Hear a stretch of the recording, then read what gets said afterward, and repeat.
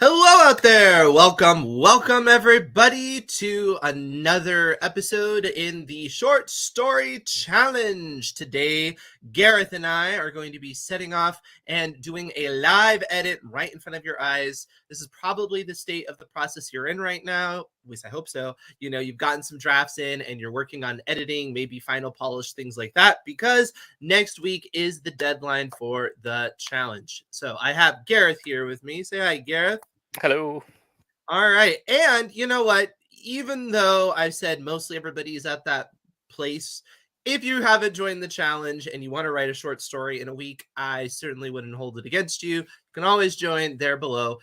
You have to join at that link in order to get the submission link. And again, that's going to come next Tuesday. So we do invite everybody to try to finish, polish up, be done by next Tuesday, and that gives you some wiggle room in case something were to happen. We'll have a submission timeline time frame for you to get those submissions in once submissions. Yeah, I tend to think it's always useful. Part of the reason why, we have the submission period open for that week is I like to think of it in my own mind as like, okay, Tuesday is the hard deadline, which then gives me just another couple of days to let that story sit because I will inevitably come back and look at it and go, oh, I need to fix that section or I'm not happy with this part.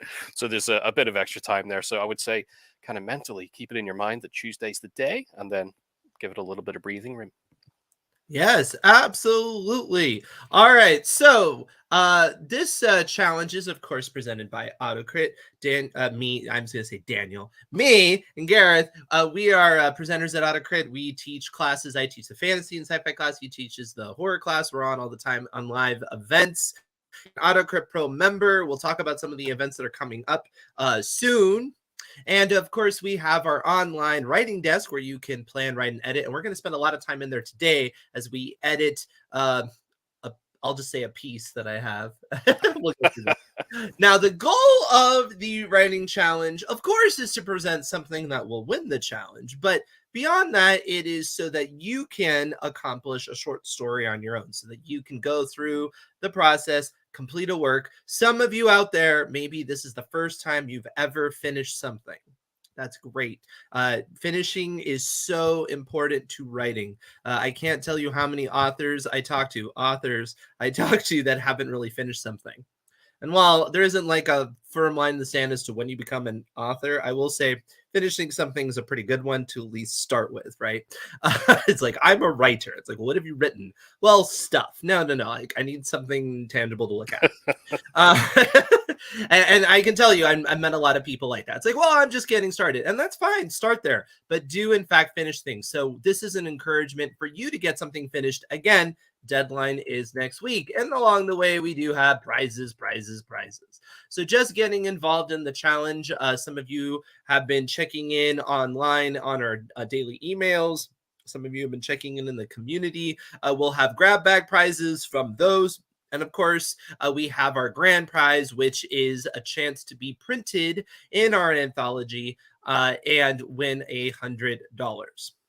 But the anthology is not really a publication. It is a trophy anthology. So you can take that win, be encouraged, shop it around, maybe get it published somewhere later. And we've had people do exactly that. So it's really cool.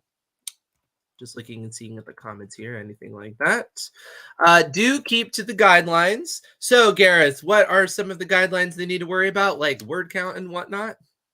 Yeah, the simplest, the biggest one is word count between 2,000 and 5,000 words. So no lower, no higher. We're not going to kind of play games with word counts. That's the strongest one, to be fair. We do ask in terms of formatting when you submit the story to keep it in Shun Modern format, which is you can find all the specifics on that at shun.net, where I think you can download a template as well. But it's essentially Times New Roman 12-point font. We're not really gonna go too crazy if indents aren't exactly right and all that kind of thing. It's mostly just going to be that you are within the word count, that you are following the theme, which is a treasure hunt of some kind, and that the story, I think the biggest thing is that it's not a hateful piece is the best way to describe it. We don't want seriously nasty content, but that's not to say that the story can't have nasty people in it and that kind of thing. Just that the story itself isn't some horrendous screed. Exactly. Is there any prohibition against sharing this contest piece online? No, it is your work. So whatever Not you at want all. to do with it is your choice. If you want to share it in the community before you submit it, after you submit it, it's up to you, right? It is your work. We do not own it. We're just going to involve ourselves for the sake of giving you a little confidence boost and give you some money, you know? We're just nice friends along the way. We are looking for professional quality. This is not going to be published in the traditional sense. We're not selling it. However, I can tell you from prior experience, this is a professional level work that will be printed. It does mean something to win this contest, besides the fact you get some money in your pocket and the accolades of us. But getting the accolades of us does mean something, because I can tell you there's a lot of great writers in the AutoCrit community.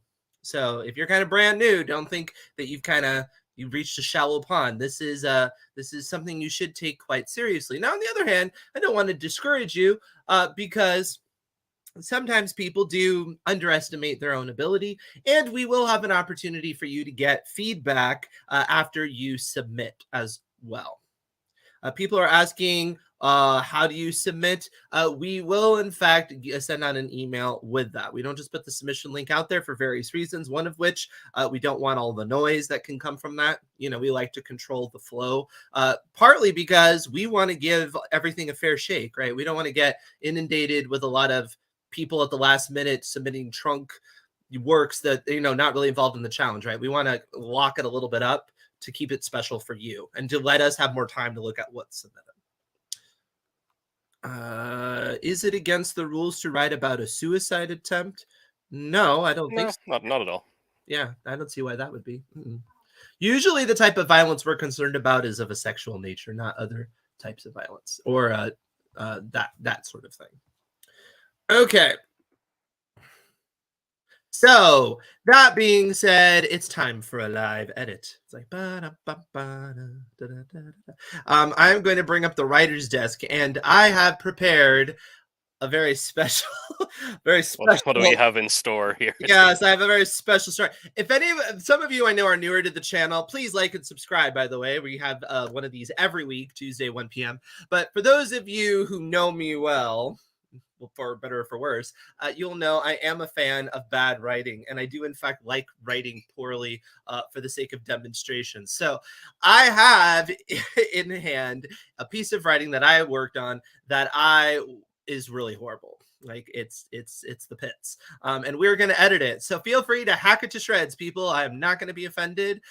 We're going to have a little bit of fun, but my hope is that through the fun, you're going to learn maybe some things that you do as well. Right? It's one of those things where this might be an exaggeration of problems that might incur in your work, but it's not something that you're avoiding altogether. So that being said, without further delay, yes, let us bring up this lovely treasure hunt story.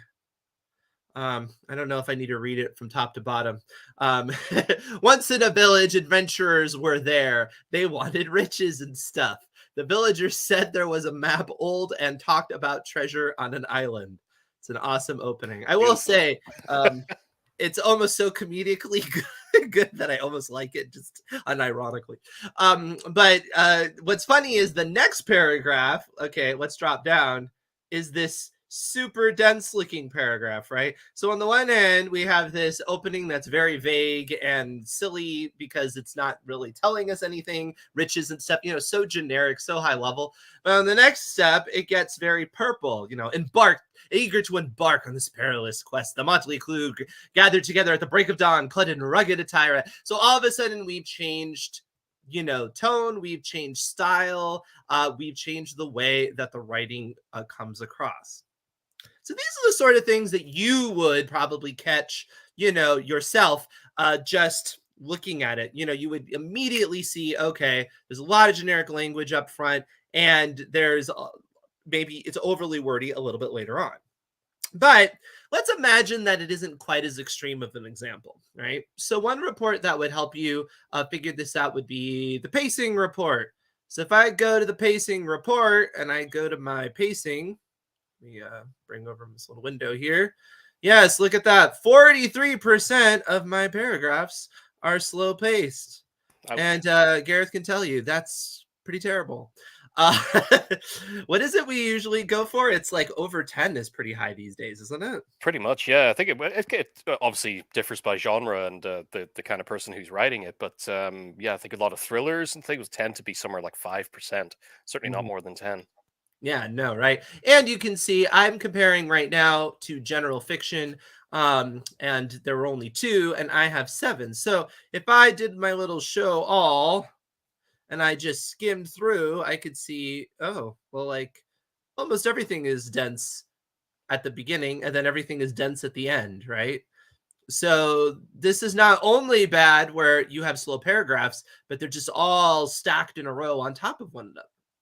Now, I like to think of good stories as having a graphical heartbeat because that shows variance, that shows that the author isn't trying to give the same level of prevalence to everything in the work. So if you went to the paragraph variation report, you would see this little heartbeat, which isn't much of one, right? It's like it's really big and then it's really small and then it kind of builds up a little bit. But that's generally not the shape that you would expect a story to have. You really would want something that looks more like a wave. And again, this would be something that would be quite difficult for you to detect, particularly if it's a more subtle difference between that and you're not having paragraphs, at 157 versus 21. That's quite a change between them, right? That's easy for you to catch. So as you're editing your work, your short story, keep that in mind in terms of your pacing. Often you want to start off with a couple of shorter paragraphs just to kind of get the audience interested. But in general, you don't want to have just this flat line, everything is the same. Again, that implies everything is of equal importance, equal value, not particularly great. Now, a another report that I like to look at is the filler word report. This is a great way to clear up your writing just right off the bat, right from the start. And you can see here that my verbal tick is that. Dun dun dun. I think Garrett, you've said that yours, or Gareth, you said that yours is just a lot. That for me as well. Oh, it is that for you as well? Every time, yeah. Over obviously years and years writing the others, things like very and just, I don't tend to use much. Kind of train that out entirely of my writing, but that is always still an issue. And well, I don't want to say always an issue. Most of the time, if I go in, I'll probably get rid of maybe 50% of them. But the others, I'm just like, no, I want to keep that in that sentence for just the way it sounds to me. Yeah. Now, the nice thing is if you're in the writer's desk, you actually get the opportunity to not just look for filler words, which is something we would recommend everybody do. Everybody can look for filler words, just that very. However, in the writer's desk, you can see your comparison about specific words against the specific category or genre or author that you are comparing against. So right now I have it against general fiction, just kind of the baseline standard operating practice. And you can see specifically, I have 14 that's, but it's not that all 14 is what would be necessarily a problem. It's really 3 more than normal. However, I would probably myself still go through all of the that's and see whether or not some of the that's could be eliminated. Now, sometimes they can't be because it really depends on whether or not that is something that adds to the sentence or if it's literally just bloat. I'm going to have to zoom out a little bit. But for example, summoning every ounce of determination that coursed through their veins, they boldly pushed the door open, revealing a cavernous chamber that was bathed in ethereal light that was very difficult to put into words. I just love this. It's so good. So bad, it's so good. But yeah, you can see not only is the ending of that sentence pretty atrocious, I love it when people say I'm speechless and I can't stop talking about it, right? Um, but there's no need for all of these that's. Like, we can phrase it differently, right? We could say revealing a cavernous chamber bathed in an ethereal light. And then I would actually get rid of the whole end altogether because we don't need that. It was very difficult to put into words because we've already begun to do that. So that's a little redundant and stupid, uh, although hilarious. But obviously, when you just hear that out loud, right? The that, and then the that, and then the that, it can become a very kind of gluey sentence, right? It's very sticky. It's just not, it's not very, it slows down the pace and you're just treading water. It's like, no, no, no, no, no. And it also feels quite filtered as well. So filler words are a great one to start out with, even though you might think of this as a final polish. I like to do it early on because it just clears through the muck and it helps you see everything else. So it's kind of a nice way to clear the air. I think you agree with that, Gareth. Oh yeah, 100%. I think a lot of the good thing about filler words and being able to find them so quickly in this kind of sense with a lot of the that's is when you just start to think about how you could rephrase these sentences, even if some of the that's are necessary. So for example, you have that very end part there, a cavernous chamber that was bathed in an ethereal light that was very difficult to put into words. That's that second that, if that sentence were going to stay, would need to be there to parse it, Yeah. because otherwise it would just be wrong. However, even looking at that, you think, oh, well, that ending bit is just not good. So we're going to strip that off completely. And I also love ending sections like this, just ending this paragraph with a strong image, which is where ending this just saying about the cavern bathed in ethereal light. That's a perfect space to stop that image, because then we can imagine, oh, okay, I'm picturing this nice bright cave and there's something kind of magical happening in here, and then we go to the reaction from the character. So it's just like, okay, that makes perfect sense logically if I'm sort of watching this story in my mind. So it's really, really good just to find, I mean, this particular, I know this is a little exaggerated in terms of how bad it is, but just glancing at that paragraph, like half of that could go, but at least. The whole paragraph. Yeah, right. Yeah, it's so poor. It's funny because, like, Gareth, I thought you just didn't like suddenly. I No, do I not. don't like suddenly. Suddenly, as if by some stroke of unfortunate luck, all of that's like go like get rid of all this. You are, yeah. If it really is a stroke of a very fortunate luck, the audience will figure that out. You really don't need to spell that out for them. If they're Yeah. not feeling that in the moment, you've done something wrong. That's my opinion. You should not add that. And you could be like, why did you add that? I'm like, yes, I'm demonstrating poor writing. It's all part of the show, folks. All part of the show. Do I consider this piece a rough draft? Oh, it's very rough, all right. But yeah, I mean, this is, and we're laughing about it, but the truth of the matter is I have taken pieces, maybe not as poor as this, but I've taken pieces that really did have great ideas, and the author was struggling at conveying it, right? Because it's hard. It's like the clearing the throat Gareth sometimes talks about.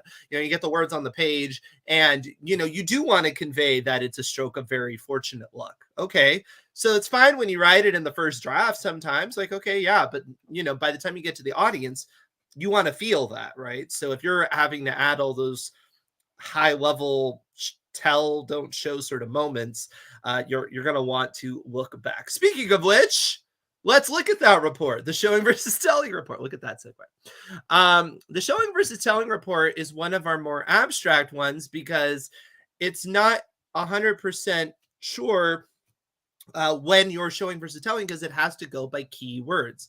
But one that is very easy to spot and generally gets it right is the nose.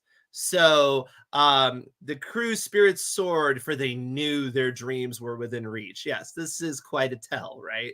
We are spelling out to the audience why it is that the characters care so much about it versus demonstrating it to them. Now, it's not like you never can do that. And somebody else pointed that out, that what they like about it, let me see if I can find that comment. What they like about it is that they get to choose. Here it is. You love the feature because you get to choose. Exactly, right? It's not like you run a report and then the software goes in there and it messes around and it changes everything around.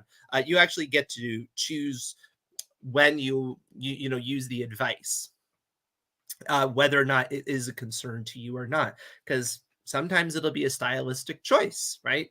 It's like when you write bad grammar on purpose because you're trying to relay a certain rhetorical style or, the voice of a character or things like that. There are reasons why you might break rules, as it were.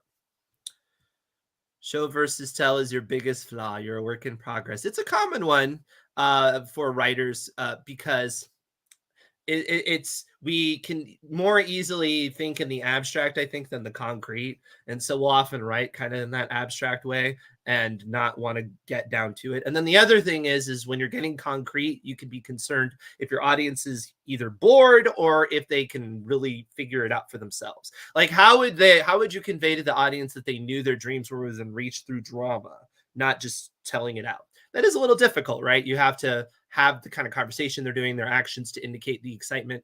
It's challenging. So yeah, I think in this one, what stood out to me a moment ago as well was that section, the suddenly, as we were going into that door in the cavern. yeah, this one. Yeah, you have the as if by some stroke of very fortunate luck they stumbled upon a door. Again, now that's not using any of the, we're not catching any filtering keywords on that one. However, it's a straight up tell. Again, it's just like, oh, they must be very lucky, and that's just coming from you as the narrator.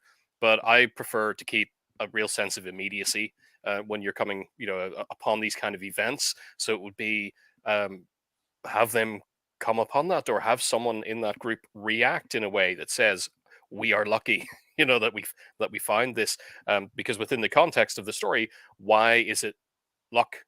What is the benefit to that character in that moment that makes them a lucky person? I just don't I don't get that from this, so it's not particularly dramatic. But that is a decision that you do have to make, because sometimes in a short story too, you're kind of stuck for space. Is thinking, okay, well, can we just kind of accelerate through this section by telling a little bit more and just get past it? But a lot of the time, I tend to find if that's a decision you're having to make, and thinking, oh well, can we just skip through this more or less? Can you just skip through it entirely and take it out? Mhm. That may be a valid option. Yeah, I love this comment from Jim. I think the thing that helped most with is showing versus telling is supply evidence for what you're trying to convey. How do we know they're happy? What is the Mhm. evidence of that? Exactly, right? And then if you do give the evidence, the audience can generally form their own conclusion. So what I usually say is if you're having to give the audience the conclusion in advance, why can't they figure it out on their own? And then when they could figure it out on their own, why do you need redundant information, right? So it's like you kind of work backwards. Getting back though to the suddenly, so you were mentioning that didn't come up in the show Don't Tell. However, of course, it would come up in adverbs, and adverbs are another way to sometimes find showing don't tell things, because we will use adverbs to prop up other words that don't hold as much meaning. Yeah. Particularly, it happens in dialogue, which I'll look at in a minute. But here I have a couple ones like fearlessly. They fearlessly defied the forces of gravity, and we bravely and fearlessly faced treacherous and perilous terrain. We defied gravity itself fearlessly and with sheer determination. Yes, you can see it's quite over the top, and it tends to get very purple, as we call it, to a lot of adverbs, because it's so grandiose, and you're just adding more layers and more layers. It's like the person who goes It's out like, with all the Grace, accessories, and get over they're yourself, please, Grace. what was that? I'll just say, get over yourself, please, Grace. Yeah, right. Exactly. No, it's so true. But let me look at adverbs dialogue. So if I go into dialogue and I look at adverbs in dialogue, well, I have here, he grinned widely and exclaimed, this is beyond our wildest dreams. We've done it, our friends. Our efforts have paid off. And then if I look at our dialogue tags, let's see here. We have things like, Emily clutched a priceless artifact in her hands and added, and she starts talking. And you have Grace declared, her words expertly weaving an intricate and elaborate tapestry of excitement and adventure. I love that. But when you use verbs besides said and asked, often you're doing heavy lifting for what the dialogue should be doing. And something like declared is really just a fancy way of saying said, basically. It's not all that necessary to use another verb. You know, and we're not saying never use it, but the reason why we have the dialogue tags and you'd want to compare to others is to, you know, follow the practices of what a lot of other authors have discovered, which is that trying to hide information in the verbs for the dialogue tags is not really your best bet. So I would look out for that. You know, if you're using other verbs there, like retorted, chuckled. I don't really like it when people can do dialogue and it doesn't make sense. It's like they grinned. It's like, well, you're not grinning your speech. That's weird.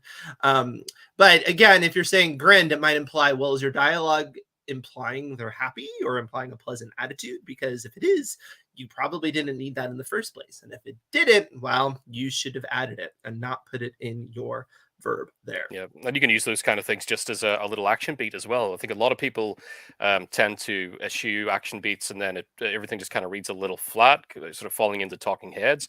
But instead of saying that a character chuckled something, which again is something I particularly hate, like things that are just supposed to be noises or utterances that we make, and somehow they're making words through those. You can have them say the line and then chuckle. So they say the line, they've kind of amused themselves, and they give off, you just got a little hee hee hee to themselves. That's an action beat, and it can work very well for measure, just keeping the scene moving. Now, you probably noticed in here, we had some repetition going on. This is something that happens to authors either because they forget what they wrote earlier, or they're, you know, maybe they want to use it as a rhetorical device, but they're overusing it.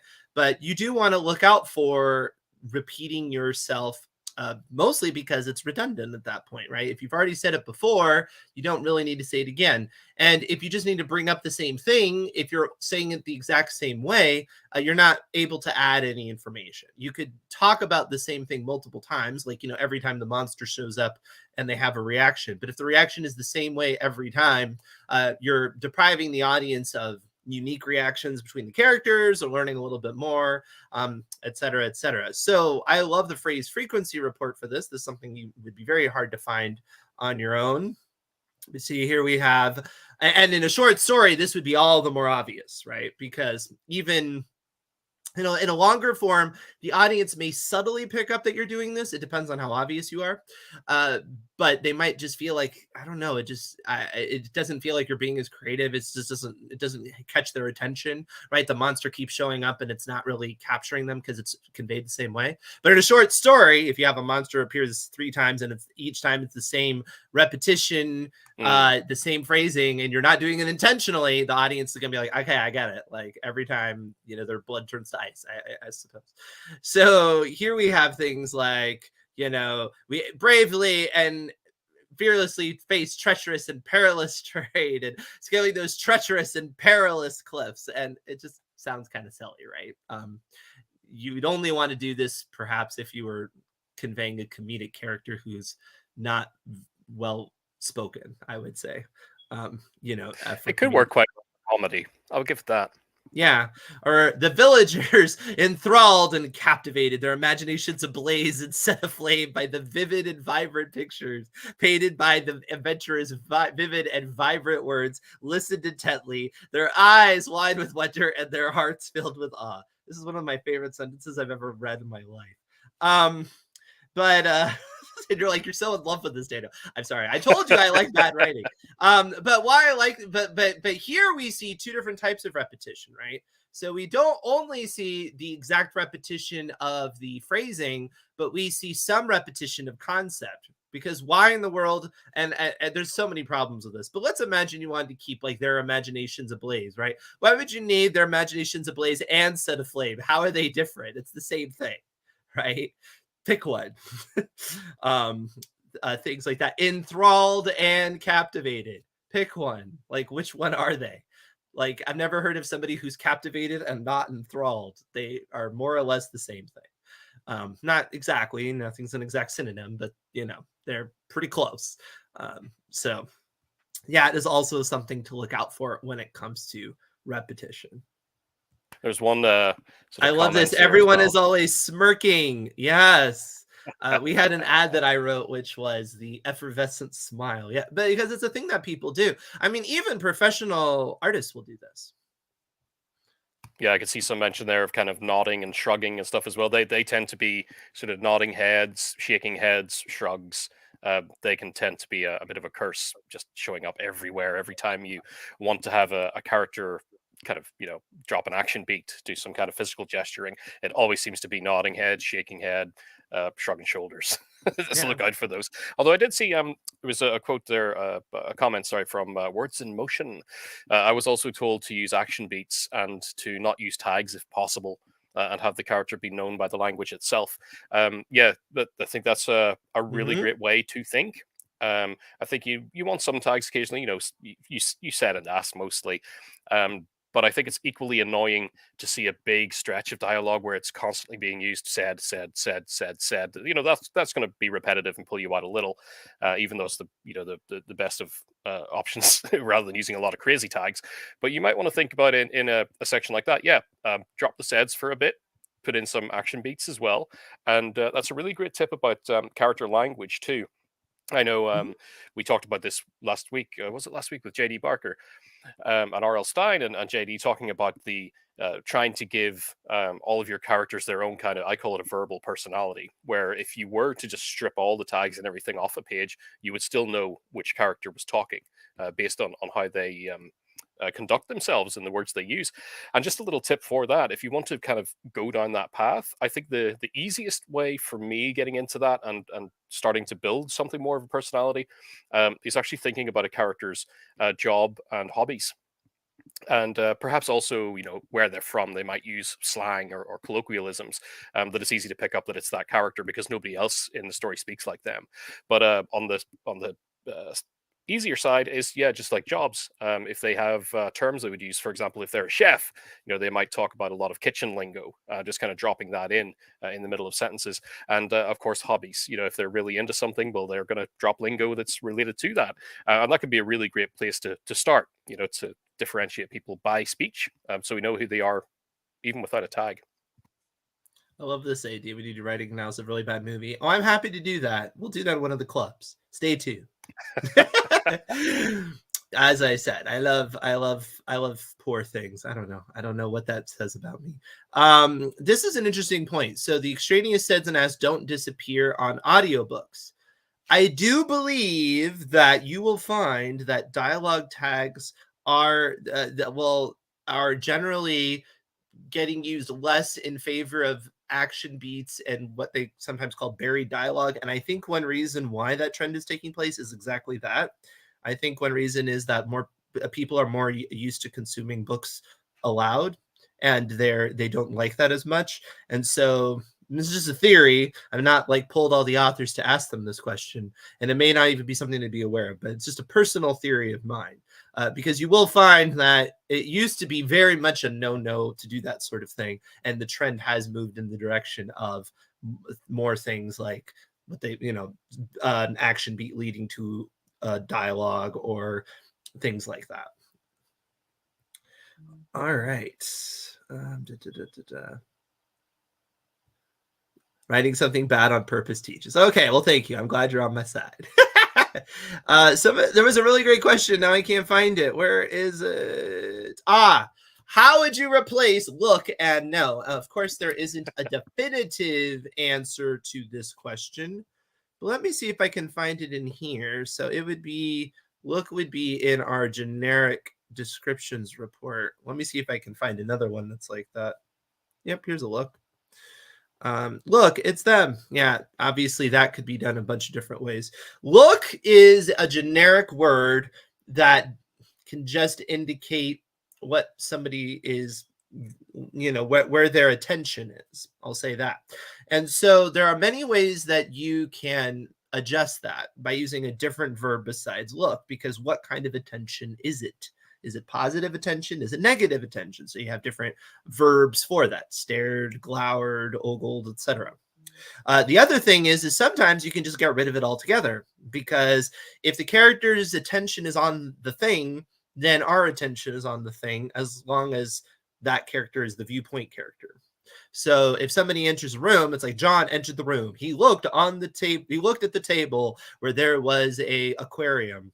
Uh, you don't have to have the look, because all you can have is John entered the room.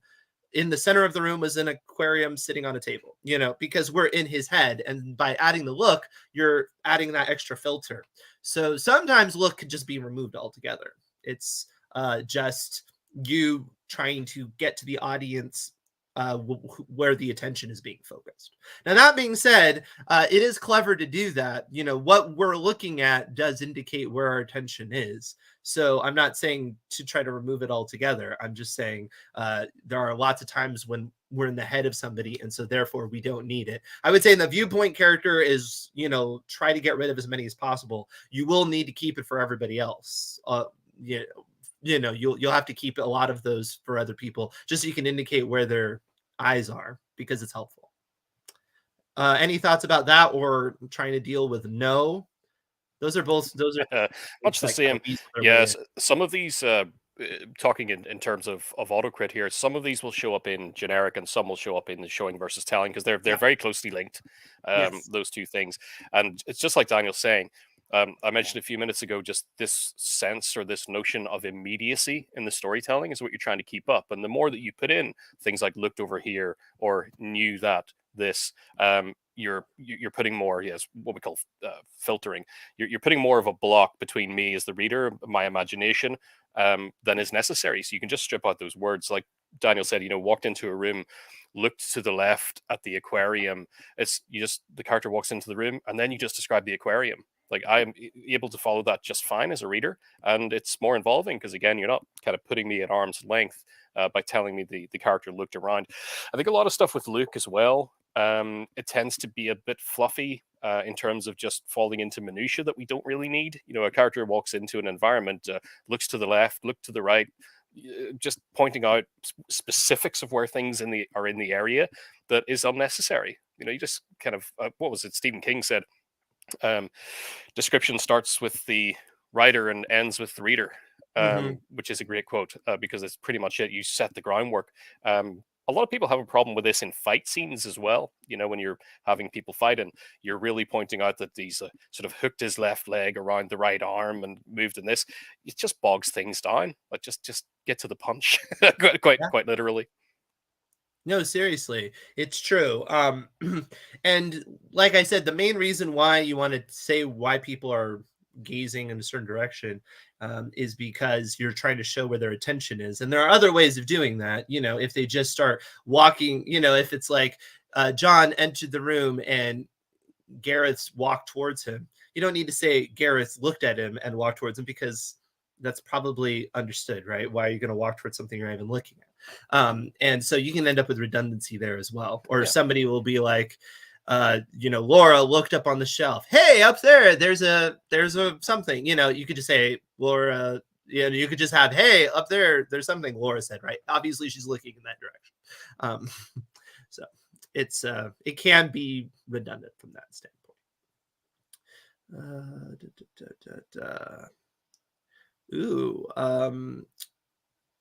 If the character sees it or knows it when they say it happened without saying he saw it, or says what he knows instead of saying he knows it, we can stay in their head. Right.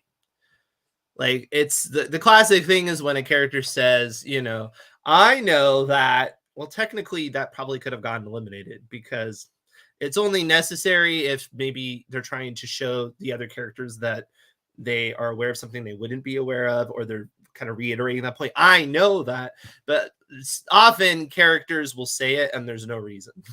Like, especially with earlier authors, they will just have a character come out and be like, I know that this will be a treacherous voyage, and you didn't really need to say that. They can just say, this is going to be a treacherous voyage, right? You can just jump right to it. Okay, I'm just catching up here on the notes here. Okay, so another thing that you can look out for as you're editing, and this is just a common mistake, is that we have a tendency as writers to adjust our thinking along the way, or our brain will just adjust itself. So perhaps we will start with a certain type of point of view. We'll start with like first person, then we'll decide, I don't know if I really like his first person. I want it to be third person. Or we'll actually not do that. We're writing first person, but the last work we wrote was third person, or just our brain decides to jump into third person anyway. So the POV consistency report is helpful. This is something you really need to look for. You really need to scan your work and make sure you're consistent, because this will take somebody out of the work entirely.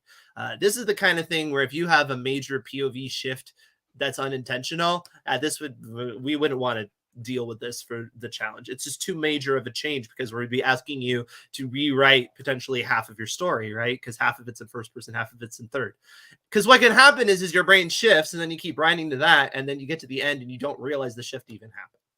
So this story is in fact written in third person. And so in the reporting here, we can see all these nice blue indicators to let us know that we are in third person. Now there's some green, which are first person, but you'll notice it's in dialogue. I could even make it easier for myself by hitting the little dialogue button, boop. And now I can see, oh, well, I shouldn't see too much of not blue outside of the dialogue, right? And I probably won't. I do see you because that's in dialogue, and green, and nope. I apparently did this right. So kudos to me. One thing I did right. Woohoo! Yay! No, but this is something that you can do and in the writer's desk, and it could be incredibly useful to catch. We have literally caught something. You can go back to a Stephen King book, and we found an error that the editor did not catch, because that book was switching points of view a lot, and there was one that should not have been there. So look at us. Although maybe it's been fixed by now. There's like no permanence anymore to writing, right? They could just switch your Kindle out without you noticing. So it's like you open your book and it's like, that wasn't like that before. Crazy world. All right. Another thing that I would recommend the authors that are writing within the writing desk to use is the Power Words report. This is really fun because it shows you the frame of mind emotionally to what you're writing. Sometimes there are words that have an emotional underpinning that you're not really anticipating, or perhaps you are maybe laying it on a little bit too thick on a certain type of emotion. But the last thing you want to do is use a lot of words that give, for example, the feeling of safety, or maybe the feeling of encouragement when you want people to be extremely afraid. Now, it's not uncommon to see something like fear and encouragement do a little dance, because you have to be somewhat encouraged in order to take risk, right? But what you don't want is it to be incredibly lopsided. So this is another colorful report, and you can just scroll down and you can see those colors show up. And generally you'll see a mix of colors like this. What you're looking for is maybe a lot in a row. So here I have a couple of forbidden, which makes sense considering it's our suddenly paragraph again. But yes, it's ancient in existence and that whispered long forgotten secrets of civilization. We're clearly getting into some mysterious forbidden place, right? Which actually is intended. So that's not so bad. And we have treasure here as a word that indicates greed. It's also indicated with wealth, golden treasure. But you'll see there is a lot of encouragement, particularly at the end of the story. And yeah, this is a bit much, right? So this sentence that we were kind of laughing about, well, it's got these quite potent words, and this is a lot going on in a single sentence. The village, once devoid of inspiration and dreams, now buzzed and hummed with an overwhelming and newfound inspiration. Dreams that burned bright and were fueled by the audacious and fearless pursuit of the extraordinary and remarkable. And it feels like one of those like 1920s movie trailers. Looking quite literally purple. Quite literally purple. I literally wanted to. No, I'm going to drive people crazy with my figurative use of literally. Can we just define starting sentences with ing words, specifically the difference between hanging participles and description? Gareth, why might you want to start a sentence with an ing word and mine may you not? I'll let you think. Most of the time, I'm not going to be hard line on it, because I'm really hard line about many things in creative writing, but I would strive to avoid it quite frankly, just as much as possible. 90% of the time I come across a sentence when I'm editing something, the sentence would simply be stronger, and it goes back to the immediacy thing again. Using a present participle, especially if you're writing, it's what feels so weird when your story is actually being presented in past tense, and all of a sudden lots of sentences are starting with a present participle. It feels weird. It just feels weird to me. Now there's a couple of problems with that. One of them is you tend to find when you do that with a sentence, it almost inevitably becomes way too packed with information, which is crossing the road, Dave did this and then turned his head to this and unpacking this. And all of a sudden, you've got a sentence that is just stuffed with these ing verbs of some things that are a lot of the time also happening simultaneously in the context of the story, but impossible to do at the same time. Unless you're doing a really bad thing, like what could we have? Like walking, he flew, this kind of, you can't do these things at the same time. So that tends to happen a lot. But just the other thing for me is it drains immediacy away from it, the feeling of that present participle, because it's just, why say walking across the road, somebody did this, when you could just say he walked across the road and stay consistent in your tense. Gerunds are another matter. Sometimes they can drop in. I'm not too bothered with gerunds as long as there's not tons and tons and tons of them. But mostly it's just a case of rephrase the sentence if it's starting with an ing verb. That's just my preference. I think one of the things that, I think you maybe mentioned this a little bit, but one of the things that you can easily fall into is people doing too many things at the same time. Yeah. So you can have walking across the road, he stopped, which is obviously silly, but you see sentences like that, right? Instead of he walked across the road and stopped. Yeah, that's the perfect way to put it. Yeah, walking across the road, he stopped. So you can't do both those things simultaneously. Right. And sometimes it's a little, well, hopefully it's more subtle than that. It's like, well, I don't know. But the last thing you want is for the audience, even subconsciously, to start thinking about that. It's like, well, I don't know. Can you really do those things the same? Like, it's just mucking up things. And there's no benefit to switching from a more typical construction than that. It's like you're twisting yourself into a pretzel just to avoid starting with a pronoun, and why it's not that bad of a thing to do. We would expect a fair amount of them to start with pronouns. All right. You can walk and fly at the same time. Just let me fall asleep. All right, that. Would it be redundant if you did use 3 he does this in a row? It could be. Like, you wouldn't necessarily need to have like the man walked into the room and the man, and then it's like the man then picked up a glass of water.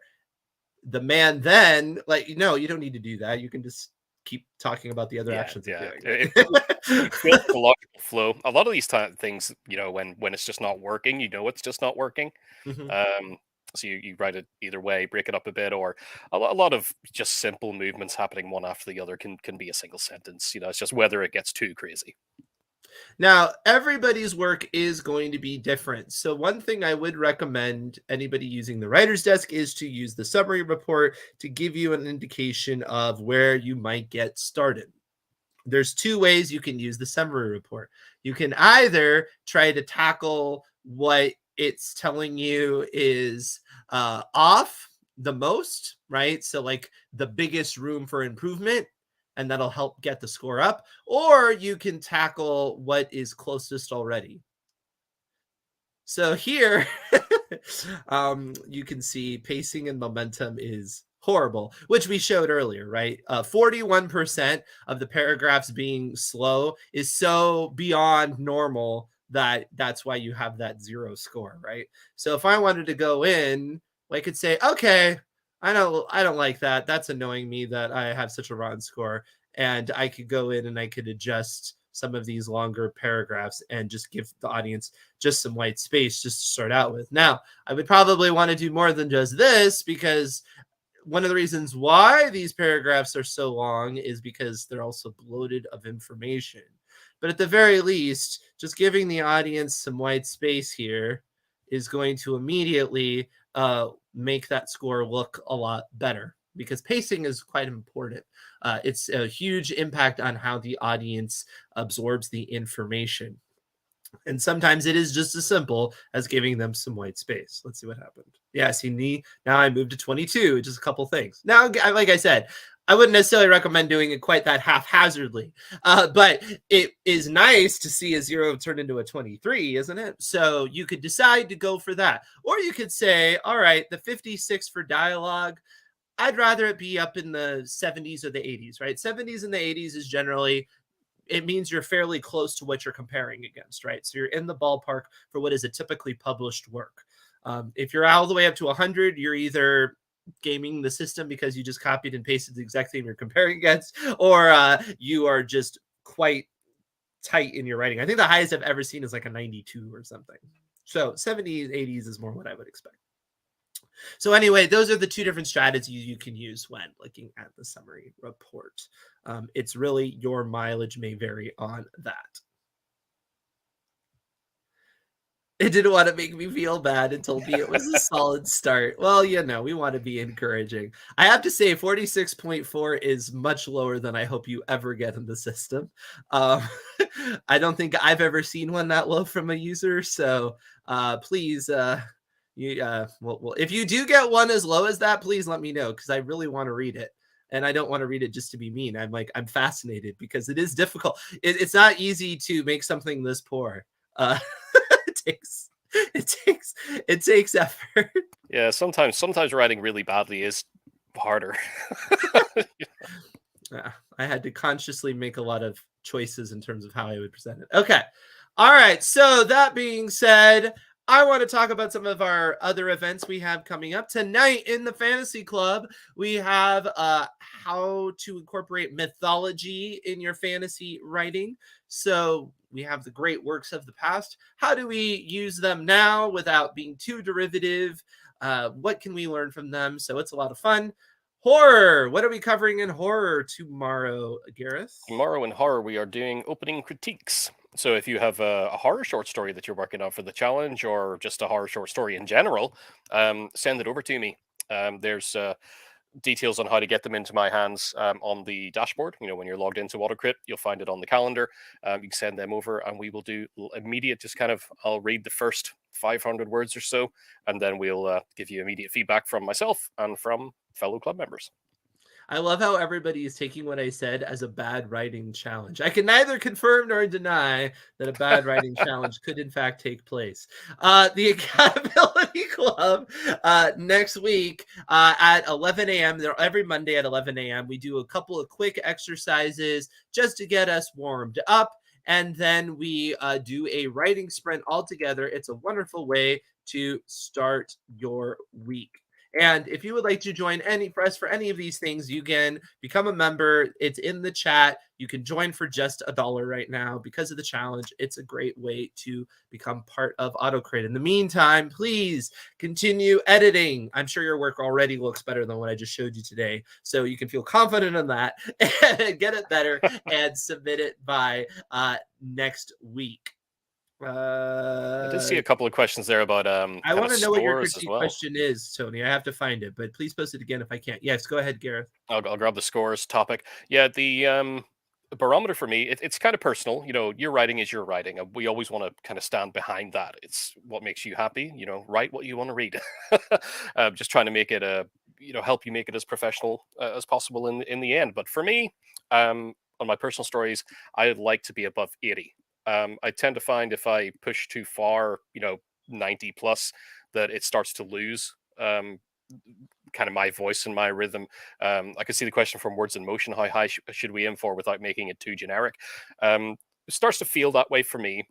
But I agree with I'm trying to find everybody's name here. I agree with Jess. What Jess said there about too many sentences beginning with kind of verb noun combination over and over again becomes boring. Same for me. I like to use things like fragments, single words, just mix it up to make it more interesting. So that can again get the score into a different area than other people might like. But really, it's, to me, pushing it as high as you can until you don't think you're going to be happy anymore. Let's just put it that way. So this is my work, and I'm kind of calling it here. by comparison, if you haven't dug into them a lot, we have a lot of videos here on YouTube and some articles on the blog, a series called What's the Score? In fact, I just did one the other day for R.L. Stein, a shocker on Shock Street, which is on the channel now. Go and give it a watch. But we Yes. go through that and run a lot of books through from, big shot authors. I think, for example, Stephen King's Misery, maybe around 75 or something, because times change, standards change, but we're always trying to kind of keep on top of what's happening today. So don't let the score bully you, is what we always say. You just keep tweaking, follow the guidelines, follow the recommendations, and just ensure that you're still happy with your work in the end. Exactly. If you want to critique for your short story, how you can do that, giving your identity away. The easiest way that I can think of you would do that is submit to the short story challenge under a pen name, because it'll be connected to that. That's how we're going to do the critiques for the short story. And then if you were to win the short story challenge, you can always decide to reveal yourself at that point. But that'd be the simplest way, for sure. And of course, you can always just stay pen name and just keep your secrets, as they say. Well, thank you so much for joining me, Gareth. Next week, we will be back to kick off our grand finale for the short story challenge. We can talk about what we learned along the way, the highs and the lows and all of that. And of course, give away a lot of awesome prizes. So that's going to be a lot of fun. So sure. we will do that next week, and that will kick off our submission period for the short story challenge. I know some people were talking about new challenges. Yes, we might have some other challenges in the near future as well. So stay tuned to this channel. Like I said, like, subscribe, hit the bell, all that fun stuff. And we will see you around the AutoCrit community. Bye, everybody. Thanks for coming, everyone.